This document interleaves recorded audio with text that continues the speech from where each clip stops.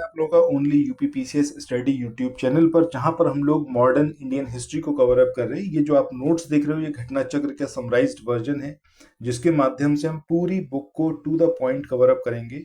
Topic wise हर एक चीज चलती रहेगी, और सबसे इंपॉर्टेंट बात कि हर एक चैप्टर में दिए गए जो नोट्स हैं स्टार्टिंग में, इसके अलावा जितने एमसीक्यू हैं उनके डिस्क्रिप्शन को बहुत ही सिस्टमेटिक तरीके से यहाँ पर रखा गया है। सो आइए शुरू करते हैं आज के अपने सेशन को। आज का जो हमारा टॉपिक है वो है आपका 1857 की जो क्रांति हुई थी, यानी कि 1857 की क्रांति, जिसने हिंदुस्तान के इतिहास को बदल कर रख दिया। उस टाइम पर अंग्रेजी शासन चल रहा था, ब्रिटिश यहाँ पर रूल कर रहे थे, ईस्ट इंडिया कंपनी के हाथ में सारी चीजें थी, और 1857 में जो लड़ाई हुई इसने बहुत कुछ बदल दिया। सबसे पहली बात, इसका प्रमुख कारण क्या है? तो इसका मेन रीजन था जो उस टाइम पर ब्रिटिश एम्पायर यहाँ पर रूल कर रहा था, उसकी जो पॉलिसीज थी वो बहुत ज्यादा ही घिनौनी थी। एक तरफ वो हिंदू मुसलमान को बांटने की कोशिश करते थे, धर्म पर आक्रमण करते थे, दूसरी तरफ वो किसानों को लूटते थे। मतलब हर एक व्यक्ति जो था वो त्रस्त था इन लोगों से। 1857 के स्वाधीनता संग्राम का प्रतीक ये क्या था? कमल और रोटी। अब ये रखने का क्या रीजन था और क्या इसका मतलब था कमल और रोटी का? सो जहां हम बात करते हैं कमल की, तो कमल को सैनिकों के बीच में बांटा गया, और ये इस बात का संकेत था कि भाई अब समय आ गया है, अब उठ खड़े हो जाओ। ठीक है, ये जैसे आप कमल को देखते हो ना, खिलता हुआ कमल जो होता है, तो मतलब अब जो है उठने का समय आ गया है, आवाज उठाने का समय आ गया है, अब जो है झुकना नहीं है, और यहाँ पर जो है सबको एकजुट होना होगा। वहीं रोटी की बात करें तो गांव गांव में ये रोटी पहुंचाई जाती थी। इसका सीधा सा एक संकेत था कि एकजुट होना है, ठीक है, यूनाइट होना है, ताकि इन अंग्रेजों से लड़ा जा सके। ठीक है, इसके बाद आगे हम बात करें 1857 के संघर्ष में जो भाग लेने वाले सिपाही थे वो सबसे ज्यादा कहाँ के थे? अवध के थे। इसका रीजन क्या था?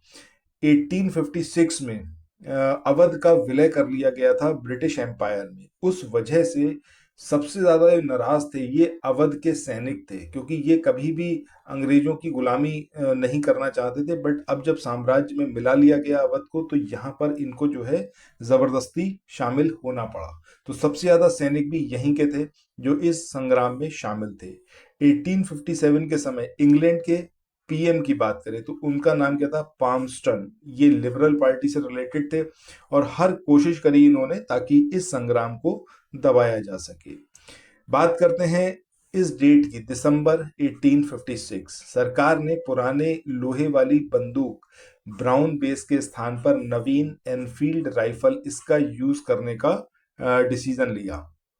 ये एक बहुत इंपॉर्टेंट रीजन बना इस क्रांति का 1857 की, क्योंकि यहाँ पर न सिर्फ मुसलमान बल्कि हिंदू दोनों ही अ, धर्म को मानने वाले लोगों के अगेंस्ट था ये। क्यों? क्योंकि यहाँ पर इस एनफील्ड राइफल में जो कारतूस इस्तेमाल होते थे, तो एक अफवाह ये उड़ी कि इन कारतूसों के अंदर गाय और सुअर की चर्बी है। तो गाय ऑब्वियस सी बात है कि हिंदुओं का बहुत ही रिलीजियस एनिमल है।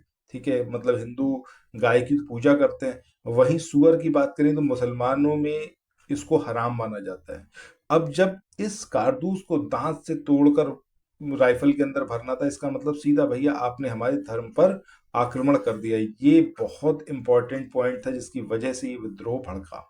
नवीन एनफील्ड राइफल के ट्रेनिंग की बात करें तो 3 जगह यहाँ पर ट्रेनिंग डिसाइड की गई कि इनकी ट्रेनिंग कराई जाएगी। एक डमडम, एक अंबाला, एक सियालकोट। इन 3 जगह जो है इसकी ट्रेनिंग होनी थी।